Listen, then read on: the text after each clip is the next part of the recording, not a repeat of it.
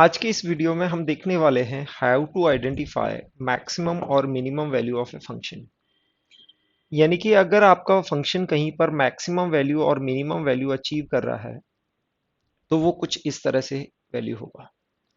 तो अब हमने देखना है कि मैक्सिमम वैल्यू पॉइंट को और मिनिमम वैल्यू पॉइंट को कैसे हमने आइडेंटिफाई करना है।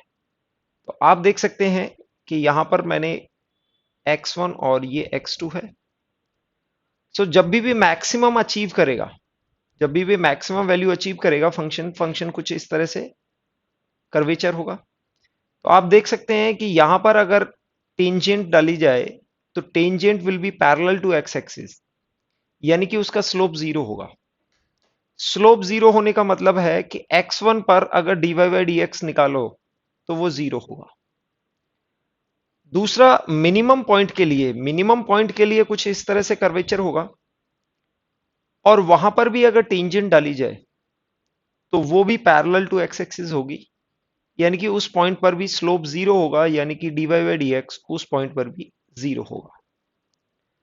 सो दोनों पॉइंट पर, यानी कि मैक्सिमा पर और मिनिमा पॉइंट पर, दोनों पॉइंट पर हमें स्लोप ऑफ टेंजेंट यानी कि derivative of the function at the point maxima and minima zero मिला है। अब हमें इनमें डिफरेंशिएट करना है।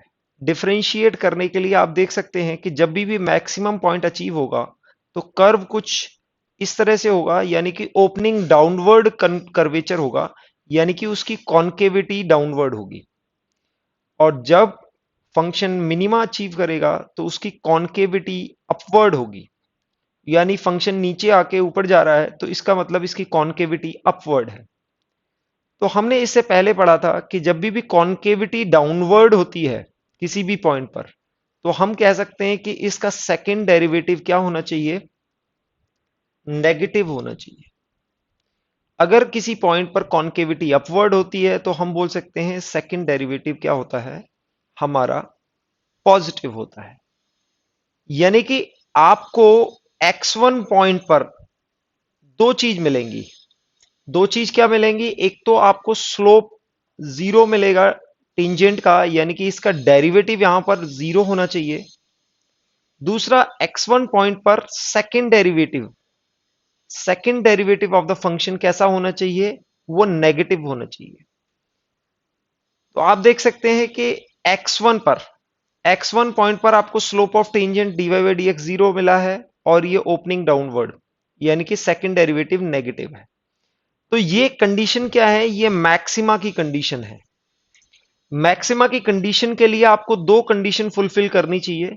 एक तो dy by D x zero होना चाहिए, यानी कि स्लोप ऑफ टेंजेंट जीरो होना चाहिए। दूसरा है सेकंड डेरिवेटिव आपका कैसा होना चाहिए? नेगेटिव होना चाहिए, तभी आपका कर्वेचर कुछ इस तरह से होगा। दूसरा पॉइंट जैसा कि x2 देखें, x2 आपका ये पॉइंट है। x2 पर आपने देखना है क्या होगा? Slope of tangent D zero होगी, यानी कि dy by D x zero होगी। एक कंडीशन ये फुलफिल होगी। दूसरा, ओपनिंग अपवर्ड होगा, यानी कि सेकंड डेरिवेटिव पॉजिटिव आना चाहिए। इस तरह से कर्वेचर होना चाहिए। तो यहां पर सेकंड डेरिवेटिव पॉजिटिव हो जाएगा और फर्स्ट डेरिवेटिव यानी कि स्लोप ऑफ टेंजेंट जीरो हो जाएगी।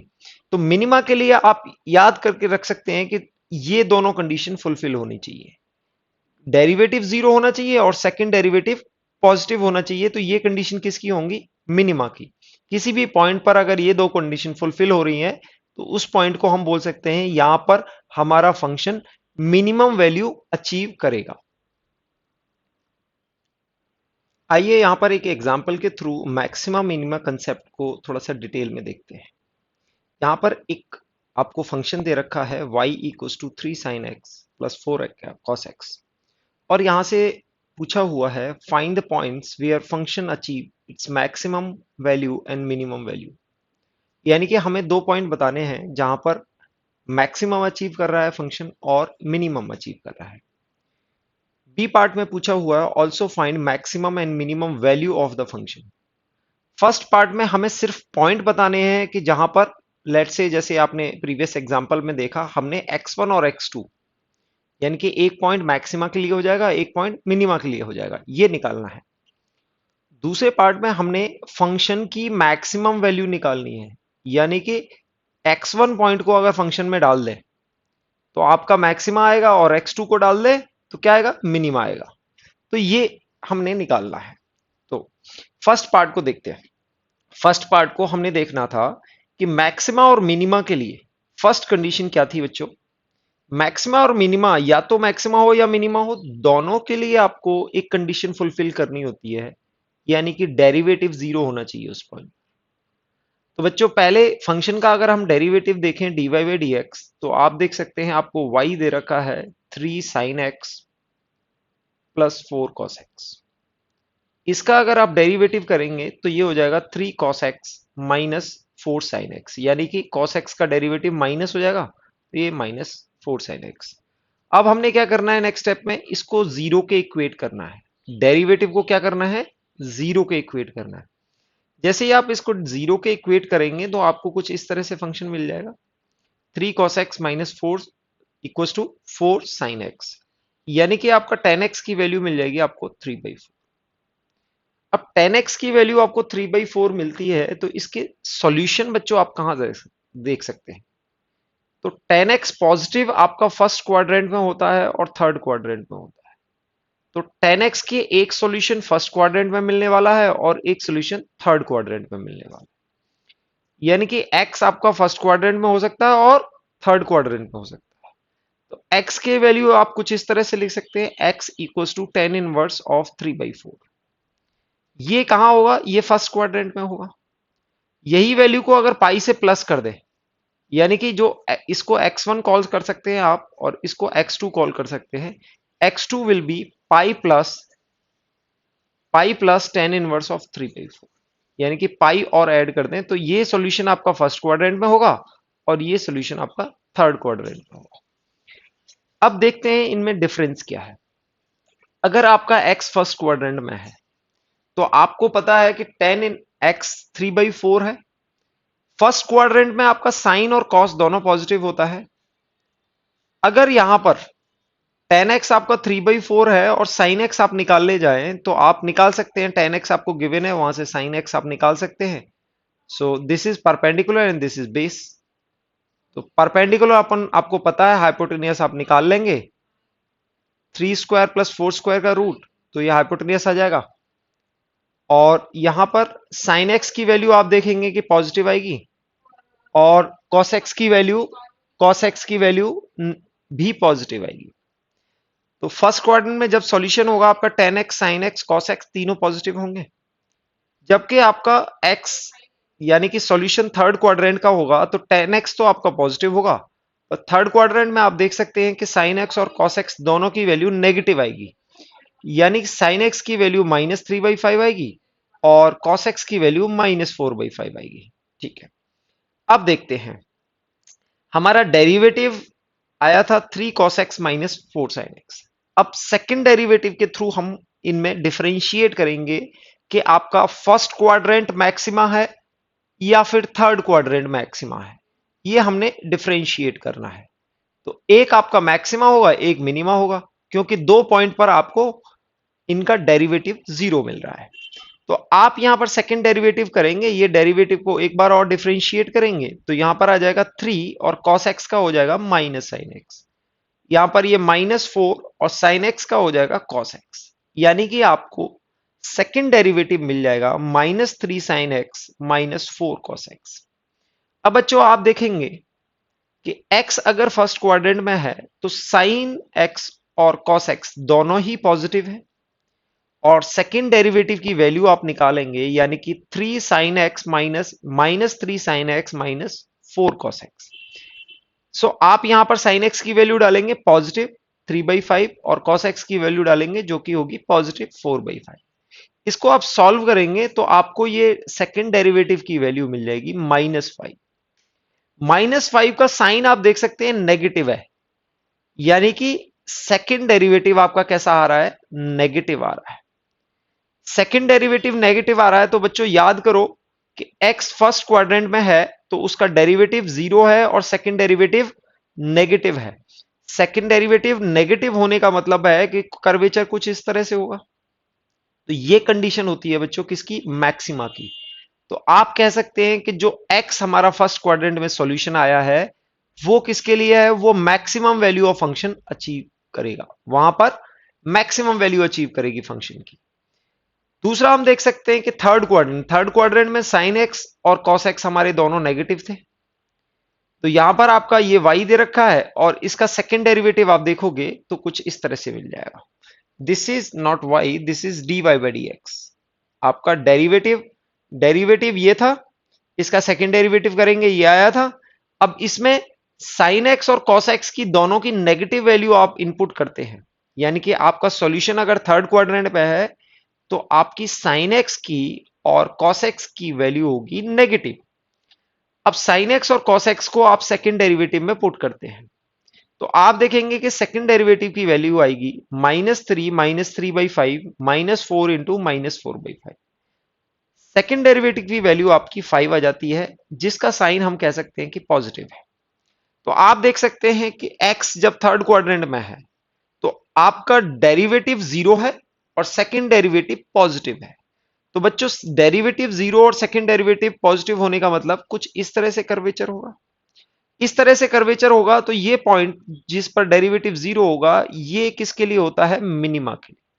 यानी कि थर्ड क्वाड्रेंट के सॉल्यूशन के लिए हमें दोनों कंडीशन फुलफिल हो रही हैं और वो कंडीशन है मिनिमा की। तो आप कह सकते हैं कि हमारे दो सॉल्यूशन आए थे 10x इक्व टू 3/4 के लिए। एक आया था फर्स्ट क्वाड्रेंट में, एक आया था थर्ड क्वाड्रेंट में। फर्स्ट क्वाड्रेंट पर हमने सेकंड डेरिवेटिव देखा तो नेगेटिव आया था। तो आप कह सकते हो कि सेकंड डेरिवेटिव नेगेटिव है और फर्स्ट डेरिवेटिव 0 है, तो ये मैक्सिमा के लिए कंडीशन होगी। थर्ड क्वाड्रेंट में आपका सेकंड डेरिवेटिव पॉजिटिव आया था तो ये मिनिमा की कंडीशन होगी। और जिस पॉइंट पर मैक्सिमा होगा आप देख सकते हो साइन और कॉस दोनों पॉजिटिव होंगे, और जिस पॉइंट पर मिनिमा होगा वहां पर साइन और कॉस नेगेटिव होंगे, क्योंकि ये सॉल्यूशन हमारा आया है थर्ड क्वाड्रेंट वाला। तो आपको दो सॉल्यूशन मिले थे। अब बी पार्ट में पूछा हुआ है बच्चों, आप मैक्सिमम वैल्यू और मिनिमम वैल्यू ऑफ फंक्शन निकालना है।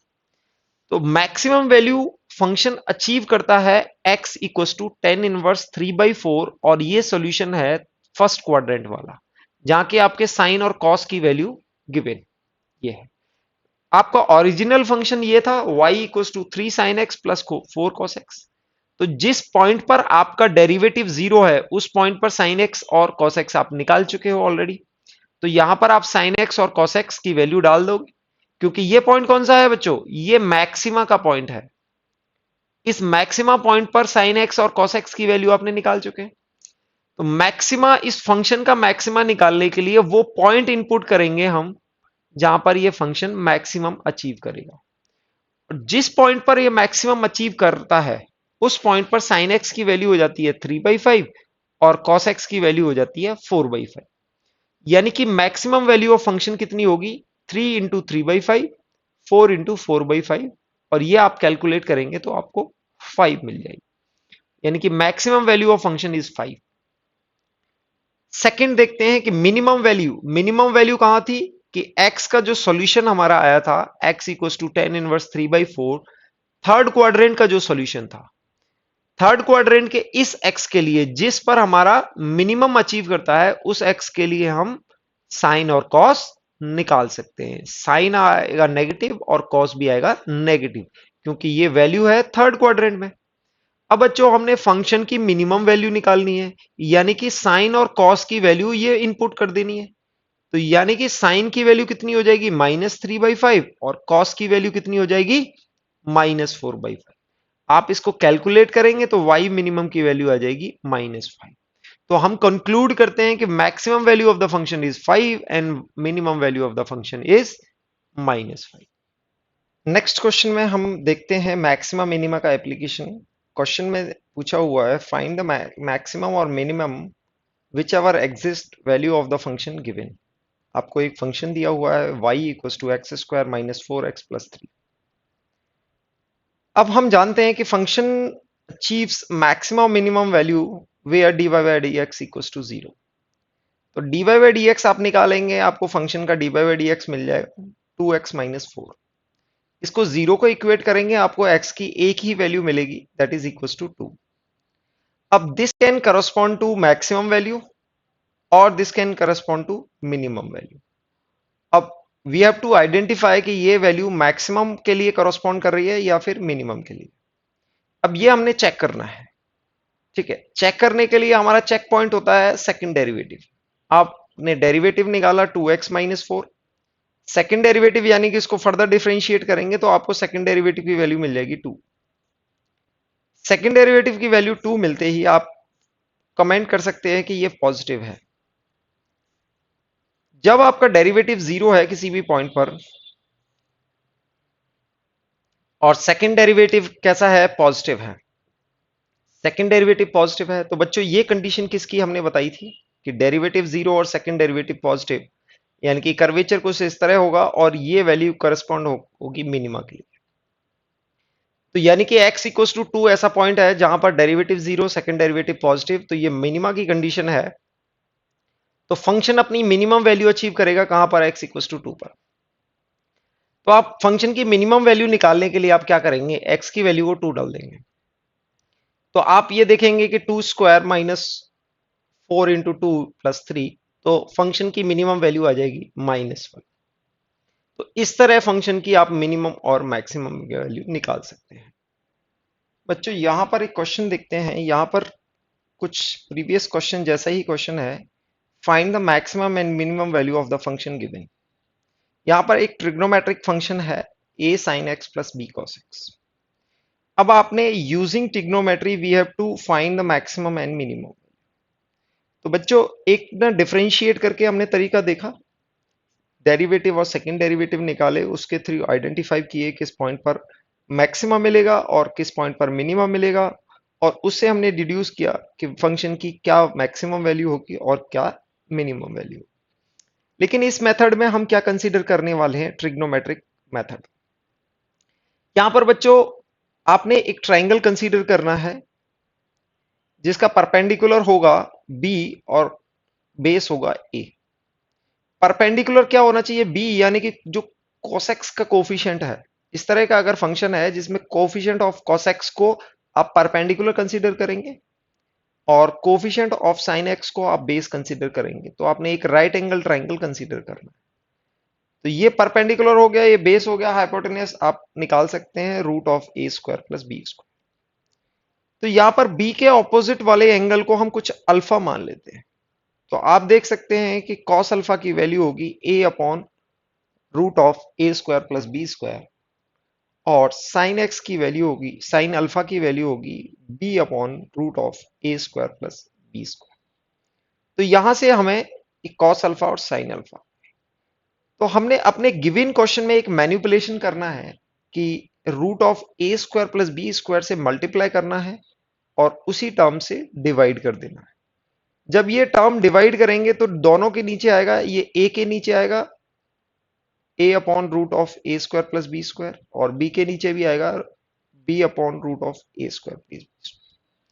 ये जो हमने मैनिपुलेशन किया है इसका क्या हमें बेनिफिट होता है, तो आप बच्चों देख सकते हो ट्राइंगल में ये हमने cos अल्फा कंसीडर किया था और ये हमारा ऑटोमेटिकली sin अल्फा आ जाएगा, यानी कि एक कोफिशिएंट हमारा cos अल्फा आ जाएगा, दूसरा कोफिशिएंट sin अल्फा में कन्वर्ट हो जाएगा। और जैसे ही ये हमारा कोफिशिएंट कन्वर्ट हो जाता है तो हम इसको देख सकते हैं कि sin अल्फा a + b जैसा फॉर्म बन रहा है। तो आप देख सकते हैं sin x cos alpha plus cos x sin alpha, तो ये कन्वर्ट हो जाएगा sin x + अल्फा में। तो आप पूरे फंक्शन को आपने कन्वर्ट कर दिया है y = √(a² + b²। बच्चों याद रखना है ये a² + b² कैसे आया है, कोफिशिएंट ऑफ sin x का square plus coefficient of cos x का स्क्वायर और उसका होल रूट, यह आया है √(a² + b², और यहां पर हमें मिल गया है sin x + अल्फा। जहां पर हमें अल्फा की वैल्यू नोन है, tan अल्फा क्या आएगा आपका b/a, क्योंकि आपका cos अल्फा था a/√(a² + b², और आपका sin अल्फा क्या था, sin अल्फा था b/√(a² + b²। यहां से आप जानते हैं कि अल्फा की वैल्यू अपन निकालनी है, तो हम कह सकते हैं कि tan alpha = b/a। Alpha known है, यहां पर अननोन वैल्यू है सिर्फ एक्स। तो आप देख सकते हैं कि साइन की वैल्यू क्या होती है, -1 और 1 के बीच में होती है। तो ये साइन की वैल्यू -1 और 1 के बीच में है, और साइन से ये मल्टीप्लाई कर दें, यानी कि इसको इनइक्वालिटी के तीनों टर्म्स से आपने मल्टीप्लाई कर दिया। तो आप देख सकते हो this root of a square plus b square into sine x plus alpha will be always less than or equals to root of a square plus b square, or will be always greater than or equals to minus times a square plus b square। Middle term आपका क्या है, this is the function, ये आपका function है y। आप कह सकते हो कि y की वैल्यू इस टर्म और इस टर्म के मिड में ही होगी, यानी कि इसकी ये मैक्सिमम वैल्यू हो जाएगी और ये मिनिमम वैल्यू हो जाएगी। तो this is the y maxima and this is the y minima. अब बच्चों हमने मैक्सिमम मिनिमम वैल्यू डायरेक्ट निकाल ली। यहां पर अभी हमें पॉइंट आइडेंटिफाई करने हैं कि किस पॉइंट पर, किस x के लिए हमारी point where the function a sin x plus b cos x achieve its maximum and minimum values. अब इसको निकालने के लिए आप देखेंगे कि जब y की value root of a square plus b square achieve होगी, तो आप कह सकते हो कि sine x plus alpha, x plus alpha की वैल्यू क्या होनी चाहिए, this must be equal to 1। यानी कि आपका x प्लस अल्फा क्या होना चाहिए, आपका 90 डिग्री होना चाहिए, 90 डिग्री होना चाहिए। आप कमेंट कर सकते हो कि x की वैल्यू क्या होगी, 90 माइनस अल्फा, 90 माइनस, ये x की वैल्यू होगी। अब बच्चों अपने को क्या पता है, अपने को टेन अल्फा की वैल्यू पता है। तो अगर अपने को यहां पर टेन अल्फा फॉर्म करना है, तो आपको दोनों साइड में कॉट लेना पड़ेगा। तो आप देख सकते हैं कि cot x equals to cot of 90 minus alpha. तो आरएचएस में आप देखेंगे कि ये टेन अल्फा बन जाएगा, और टेन अल्फा की वैल्यू अपने को पता है बी बाई ए, यानी कि यहां से हमें कॉट एक्स की वैल्यू आ जाएगी, कॉट एक्स की वैल्यू क्या आ जाएगी, b by a. Cot x will be equal to tan alpha, यानी कि यहां से आप रेसिप्रोकल करके टेन एक्स निकाल सकते हो, टेन एक्स की वैल्यू क्या आएगी, ए बाई बी। तो जिस पॉइंट पर मैक्सिमम अचीव कर रहा है वो पॉइंट होगा x equals to tan inverse of a by b. एक बार फिर से देखो बच्चों, हमने क्या किया, हमने किया, हमारा फंक्शन ये था, root of a square plus b square sine x plus alpha. इसको मैक्सिमम जब अचीव कराना है, मैक्सिमम अचीव करने के लिए ये वेरिएबल थिंग है, जब ये अपनी मैक्सिमम वैल्यू अचीव करेगा यानी कि 1, ये पूरा फंक्शन ये हो जाएगा root of a square plus b square. यहां पर ये मैक्सिमम अचीव कर रहा है यानी कि 1, तो इसका मतलब साइन के अंदर जो भी एंगल है वो कैसा है, 90 डिग्री होना चाहिए, यानी कि x प्लस अल्फा की वैल्यू 90 डिग्री होनी चाहिए। हमें x अननोन है, अल्फा नोन है, हम अल्फा को राइट हैंड साइड पर ले गए, तो x की वैल्यू हो गई 90 माइनस अल्फा। अब बच्चों हमें टेन अल्फा की वैल्यू पता है, तो हमने आरएचएस में टेन अल्फा क्रिएट करना है।